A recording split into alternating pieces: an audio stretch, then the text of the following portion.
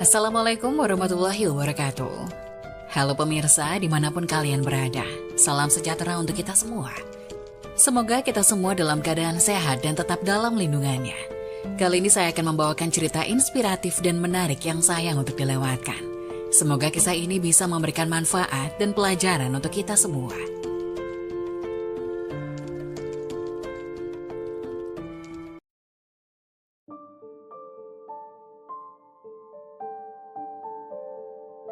Wajib tahu, inilah rahasia sholat subuh berjamaah yang sering diabaikan. Kabar gembira dari Allah bagi orang beriman. Berikut ini rahasia sholat subuh berjamaah yang sangat penting untuk diketahui. Terdapat rahasia sholat subuh berjamaah yang tidak banyak diketahui orang, bahkan sering diabaikan. Bagi yang mengerjakan ibadah 2 rakaat ini, terdapat rahasia sholat subuh berjamaah yang luar biasa. Dilansir melalui kanal YouTube Masjid Al-Barokah, rahasia sholat subuh berjamaah disampaikan Ustadz M. Arifin Purba. Dalam ceramahnya, Ustadz M. Arifin Purba menegaskan, jika sholat merupakan ibadah yang sangat penting bagi umat muslim. Jangan main-main dengan sholat ini, pasang alarm minta sama Allah agar bangun subuh. Berbahagialah orang yang sudah terbiasa bangun subuh, dahsyat, ucap Ustadz M. Arifin Purba. Ia mengingatkan jika kita hidup di dunia ini tidak lama, sehingga pentingnya menjaga ibadah.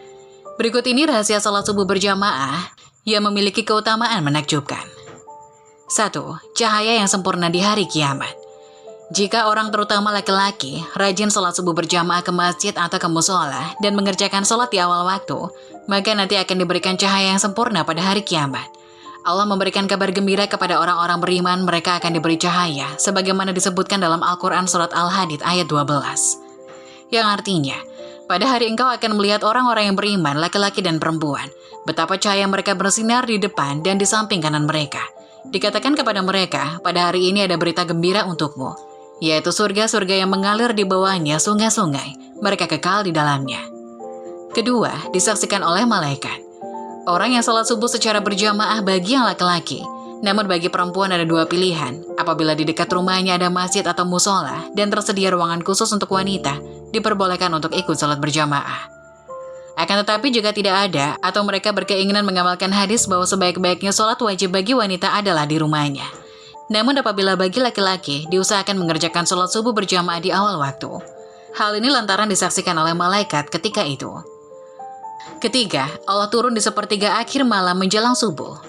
Disebutkan dalam sebuah hadis sahih, Rasulullah SAW bersabda, Allah turun pada setiap malam, turun ke langit dunia pada sepertiga di akhir malam.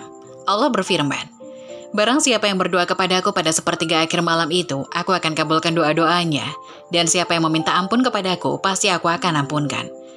Adapun manfaat sholat subuh berjamaah di masjid bagi kesehatan tubuh. Sholat adalah rukun Islam kedua setelah kalimat 2 syahadat. Namun dari sisi ibadah amaliyah, sholat adalah rukun Islam pertama, disusul zakat, puasa, dan haji. Sholat adalah pemisah antara orang yang beriman dan tidak. Melaksanakan sholat tepat waktu di masjid adalah wujud keimanan seorang muslim, termasuk bangun pagi untuk menunaikan sholat subuh berjamaah di masjid. Namun masalahnya, seringkali seseorang terlelap dalam tidurnya hingga meninggalkan sholat subuh. Padahal di balik sholat subuh terdapat khasiat dan keutamaan. Allah Subhanahu wa Ta'ala menganugerahkan keutamaan yang besar pada sholat subuh di antara sholat-sholat lainnya. Allah mengganjar pahala yang lebih besar pada sholat subuh dibandingkan sholat-sholat lainnya. Ini karena membutuhkan tekad yang lebih kuat untuk bisa bangun dari tidur lelapnya, terlebih di saat langit masih gelap. Di samping itu, sejatinya sholat subuh berjamaah di masjid ternyata memiliki manfaat yang besar bagi jiwa dan tubuh ini. Sholat subuh tepat waktu akan meningkatkan semangat, merilekskan jiwa, dan menjauhkan seseorang dari kesulitan, kecemasan, dan kemalasan. Manfaat sholat subuh bagi kesehatan tubuh. Yang pertama, jadi semangat beraktivitas. Nabi Muhammad SAW telah bersabda terkait hal itu, sebagaimana dalam hadis yang diriwayatkan dari Abu Hurairah radhiyallahu anhu sebagai berikut. Nabi Muhammad SAW bersabda, setan mengikat tengkuk kepala seseorang dari kalian saat dia tidur dengan 3 kali ikatan. Setan mengikatnya sedemikian rupa sehingga setiap ikatan diletakkan pada tempatnya, lalu dikatakan, kamu akan melewati malam yang sangat panjang, maka tidurlah dengan nyenyak. Jika dia bangun dan mengingat Allah, maka lepaslah 1 tali ikatan. Jika kemudian dia berwudu, maka lepaslah tali yang lainnya. Dan bila dia mendirikan sholat, lepaslah seluruh tali ikatan. Dan pada pagi harinya, dia akan merasakan semangat dan kesegaran yang menenteramkan jiwa. Namun bila dia tidak melakukan seperti itu, maka pagi harinya jiwanya merasa tidak segar dan menjadi malas beraktivitas. Hadis riwayat Bukhari dan Muslim. Kedua, memperkuat tubuh dan daya pikir. Melaksanakan salat subuh tepat waktu akan membuat seseorang memperoleh daya pikir yang cemerlang dan kekuatan pada otot tubuhnya. Sebab, seperti diketahui, persentase gas ozon tertinggi terdapat di atmosfer di waktu subuh. Gas ini mempunyai efek menguntungkan yang baik pada sistem syaraf dan meningkatkan kekuatan daya pikir dan tubuh seseorang. Ketiga, terhindar dari berbagai penyakit. Bangun pagi berarti memangkas waktu tidur panjang, sedangkan seseorang yang tidur dalam waktu yang panjang dan berjam-jam akan mudah terserang berbagai penyakit. Salah satunya adalah penyakit jantung. 4. Menyehatkan kulit. Bangun pagi untuk melaksanakan salat subuh juga ternyata dapat menyehatkan kulit. Mengapa demikian? Efek warna merah saat matahari terbit memang terkenal memiliki manfaat yang besar bagi syaraf. Tak lupa juga dengan adanya sinar ultraviolet yang berfungsi menghasilkan vitamin D pada kulit. Kelima, memasok energi untuk tubuh. Melaksanakan salat subuh tepat waktu juga akan memasok energi yang dibutuhkan oleh tubuh. Kortison adalah salah satu zat ajaib yang menyediakan energi yang dibutuhkan tubuh. Adapun tingkat kortison tertinggi dalam darah terjadi di pagi hari. Keenam, meningkatkan sirkulasi darah dalam tubuh. Dengan melakukan salat subuh tepat waktu, maka akan membantu merangsang otot jantung. Tidak hanya itu, tetapi juga dapat menurunkan tekanan darah dan meningkatkan sirkulasi darah dalam tubuh. Tak hanya itu saja, inilah rahasia serta keutamaan waktu subuh dan asar. Dilansir dari aktual.com akan menerangkan beberapa rahasia dan keutamaan waktu subuh dan asar. Salah satu dari rahasia dan keutamaan waktu subuh yakni beberapa ayat Allah Subhanahu wa Ta'ala bersumpah demi subuh dan demi subuh apabila fajarnya mulai menyingsing. Quran Surat At-Takwir ayat 18. Juga dalam ayat lain menyebutkan subuh di beberapa tempat. Katakanlah, aku berlindung kepada Tuhan yang menguasai subuh. Quran Surat Al-Falaq ayat 1. Mengapa subuh sering diungkapkan dalam berbagai ayat? Apa keutamaan dari waktu subuh tersebut? Dalam sebuah ayat, Allah Subhanahu wa Ta'ala berfirman mengenai keutamaan subuh, bahwa salat subuh itu disaksikan oleh para malaikat. Allah Ta'ala berfirman, dirikanlah salat dari sesudah matahari tergelincir sampai gelap malam, dan dirikanlah pula salat subuh. Sesungguhnya salat subuh itu disaksikan oleh malaikat. Dan pada sebagian malam hari, bersembayanglah bertahajudlah kamu, sebagai suatu ibadah tambahan bagimu. Mudah-mudahan Tuhanmu mengangkat kamu ke tempat yang terpuji. Quran Surat Al-Isra ayat 78 hingga 79. Dalam sebuah hadis sahih juga diungkapkan hal senada. Telah menceritakan kepadaku Abdullah bin Muhammad, telah menceritakan kepada kami Abdur Razak, telah mengabarkan kepada kami Ma'mar dari Az-Zuhri, dari Abu Salamah, dan Ibnu Al-Musayyab dari Abu Hurairah radhiyallahu anhu, dari Nabi SAW bersabda. Malaikat malam dan malaikat siang berkumpul ketika salat subuh. Lalu Abu Hurairah radhiyallahu anhu berkata, jika kalian mau, bacalah dan dirikanlah pula salat subuh. Sesungguhnya salat subuh itu disaksikan oleh malaikat. Quran Surat Al-Isra ayat 78, hadis riwayat Bukhari, nomor 4348. Dan pada saat subuh ini, malaikat bergantian menjaga atau menjadi pertukaran tugas antara malaikat malam dan malaikat siang. Kemudian malaikat malam itu menghadap dan melaporkan langsung kepada Allah Subhanahu wa Ta'ala tentang apa yang sedang dikerjakan oleh hambanya di waktu subuh sebelum akhirnya digantikan oleh malaikat siang. Telah menceritakan kepada kami Ismail, telah menceritakan kepadaku Malik dari Abu Azinad dari Al-A'raj dari Abu Hurairah radhiyallahu anhu. Rasulullah SAW bersabda, di tengah-tengah kalian ada malaikat yang silih berganti bertugas mengiringi kalian di waktu malam dan siang. Mereka berkumpul ketika sholat, asar, dan sholat subuh. Malaikat yang mengawasi amal kalian di malam hari naik ke langit. Lantas Allah Subhanahu wa Ta'ala bertanya kepada mereka, dan Allah lebih tahu keadaan kalian. Bagaimana kalian tinggalkan hamba-hambaku? Para malaikat menjawab, kami tinggalkan mereka sedang mendirikan sholat. Dan kami datangi mereka sedang mereka mendirikan sholat. Hadis riwayat Bukhari nomor 6878. Tak hanya subuh, di waktu asar, malaikat siang berganti tugasnya dengan malaikat malam. Maka salat asar juga disaksikan langsung oleh malaikat, dan malaikat siang akan melaporkan kepada Allah hal terakhir apa yang dilakukan oleh hambanya. Dalam sebuah hadis qudsi yang diriwayatkan oleh Imam Bukhari menyebutkan, dari Abu Hurairah mengatakan bahwa Nabi bersabda, para malaikat itu bertugas secara bergantian, yakni ada yang bertugas malam hari dan siang hari. Malaikat itu berkumpul pada saat salat subuh dan asar, kemudian ada yang bermalam dengan kalian. Ketika malaikat itu naik, maka dia bertanya kepada malaikat-malaikat itu, sedangkan mereka tahu. Allah berfirman, bagaimana keadaan hambaku? Mereka menjawab, kami tinggalkan mereka sedang dalam sholat. Begitu juga kami datangi mereka pada saat dia sholat. Hadis riwayat Bukhari dalam sahihnya kitab Bad'ul Halki 3223. Oleh karena itu disunahkan bagi muslim untuk membaca zikir pagi dan sore hari. Tujuan membaca zikir setelah salat asar dan salat subuh, dan semoga doa yang kita panjatkan diijabah oleh Allah Subhanahu wa Ta'ala. Amin. Maka bertasbihlah kepada Allah di waktu kamu berada di petang hari dan waktu kamu berada di waktu subuh. Quran Surat Ar-Rum ayat 17. Berikut ini adalah manfaat salat berjamaah, kenikmatan di dunia hingga akhir, serta pahami hukumnya. Cukup banyak fadilah atau keutamaan dari menunaikan salat berjamaah, bahkan dinilai mampu meningkatkan peluang diterimanya salat dibandingkan salat sendirian. Apalagi mengingat bahwa salat merupakan tiang agama yang tak boleh ditinggalkan oleh umat Islam. Dalam Islam, bagi yang telah akil balik, diwajibkan menegakkan ibadah salat fardu 5 waktu sehari. Hal ini bahkan ditegaskan dalam penggalan surat yang tercantum di Al-Quran.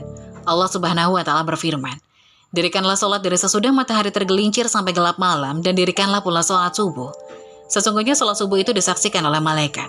Quran Surat Al-Isra ayat 78. Ibadah salat bisa diterima membutuhkan berbagai macam persyaratan, baik dari memenuhi syarat sah salat dan rangkaian rukun yang harus dilakukan sesuai kaidah yang ditentukan. Ditambah lagi, dibutuhkannya keikhlasan dan kehusyukan di dalamnya, demi menciptakan hubungan dengan Sang Khalik. Manfaat salat berjamaah yang paling terkenal ialah berpeluang yang sangat tinggi untuk diterima salatnya, serta menerima derajat pahala 27 kali lipat. Belum lagi manfaat luar biasa lainnya yang patut umat Islam ketahui. Keutamaan atau manfaat salat berjamaah harus bisa diraih secara kolektif. Artinya, komitmen bersama sebelum menunaikan salat berjamaah sudah dibangun oleh para jemaah sejak awal. Semisal jeda waktu antara azan dan iqamah yang telah disepakati bersama, sebagai penanda akan dimulainya salat berjamaah. Salat berjamaah merupakan amalan baik yang mendatangkan banyak manfaat. Berikut ini secara singkat keutamaan atau manfaat salat berjamaah bagi umat muslim yang mengerjakan. Amalan yang menghindarkan dari siksa api neraka, menyelamatkan diri dari sifat munafik. Salat berjamaah bisa meningkatkan peluang diterimanya ibadah salat. Jika dibandingkan dengan salat munfarid atau yang dilakukan sendiri, diampuni segala dosa oleh Allah Subhanahu wa Ta'ala, diberikan pahala yang berlipat ganda, yakni orang yang mengerjakan salat berjamaah diyakini akan mendapatkan pahala sebanyak 27 derajat. Salat berjamaah bisa menghilangkan perasaan ragu dan was-was. Salat berjamaah bisa menjauhkan diri dari godaan setan yang mungkin bersemayam dalam tubuh manusia. Terdapat sejumlah hadis dan penggalan ayat dari kitab suci Al-Quran yang dijadikan sebagai sumber dasar betapa pentingnya melakukan sholat berjamaah daripada menunaikannya secara munfarid atau sholat sendirian. Dipandang dari segi sosial, sholat berjamaah meningkatkan hubungan antar masyarakat, menimbulkan keakraban, saling toleransi, dan banyak hal positif lainnya. Bahkan seperti ajaran Islam mengenai kesetaraan, saat berjamaah kita akan menghilangkan ego, perbedaan kaya dan miskin, serta dengan penuh kerendahan hati semua tunduk pada Sang Khalik. Lantas Allah Subhanahu wa Ta'ala berfirman dalam Al-Quran bahwa orang Islam yang memakmurkan tempat ibadah termasuk orang beriman. Sesungguhnya yang memakmurkan masjid Allah hanyalah orang-orang yang beriman kepada Allah dan hari kemudian, serta melaksanakan sholat, menunaikan zakat, dan tidak takut kepada apapun kecuali kepada Allah. Quran Surat At-Taubah ayat 18. Dalam hadis lain diriwayatkan oleh Imam Ahmad, Rasulullah bersabda, "Tidak sempurna sholat seseorang yang bertetangga dengan masjid kecuali dengan berjamaah, dalam suatu riwayat kecuali di masjid." Dalam hadis diceritakan betapa luar biasanya pahala dari berjamaah. Andai pahala tersebut bisa dilihat secara kasat mata, mungkin orang akan rela berjamaah meski harus tertatih. Tidaklah ada sholat yang lebih berat bagi orang-orang munafik melebihi sholat subuh dan isya. Dan seandainya mereka mengetahui pahala pada keduanya, niscaya mereka akan datang berjamaah meskipun dengan merangkak. Muttafaqun alaih.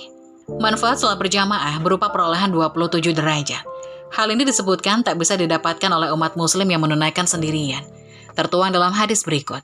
Sholat berjamaah melampaui sholat sendirian dengan mendapatkan 27 derajat. Hadis riwayat Bukhari.